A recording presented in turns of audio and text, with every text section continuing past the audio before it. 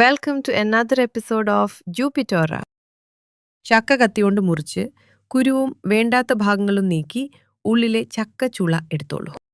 1 cup വെള്ളം ചേർത്ത് ഒരു ആഴമുള്ള പാനിൽ നന്നായി ചക്ക തിളപ്പിക്കുക. വെളുത്തുള്ളി 3 അല്ലെങ്കിൽ 4 അല്ലി, ചെറിയുള്ളി 10 എണ്ണം, ജീരകം 1/4 ടീസ്പൂൺ, കാന്താരി മുളക് അല്ലെങ്കിൽ പച്ചമുളക് 5 അല്ലെങ്കിൽ 6 എണ്ണം, തേങ്ങ ചിരവിയത് 1 കപ്പ്, കറിവേപ്പില 10 എണ്ണം, ഉപ്പ് 1/2 ടീസ്പൂൺ, മഞ്ഞൾപ്പൊടി 1/2 ടീസ്പൂൺ. ഇവയെല്ലാം കൂടി മിക്സിയിൽ നന്നായി ചതച്ചെടുക്കൂ.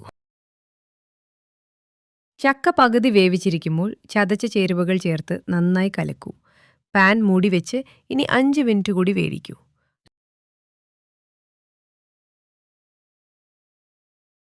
5 മിനിറ്റ് കഴിഞ്ഞ് നന്നായി കലക്കി പാത്രം മൂടി വെച്ച് 5 മിനിറ്റ് കൂടി കുക്ക് ചെയ്യാൻ വെക്കൂ.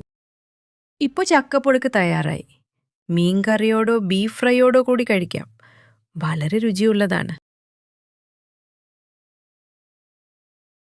Thank you for watching. Subscribe ചെയ്യാനും ലൈക്ക് ചെയ്യാനും കമൻറ്റ് ചെയ്യാനും മറക്കരുത് കേട്ടോ.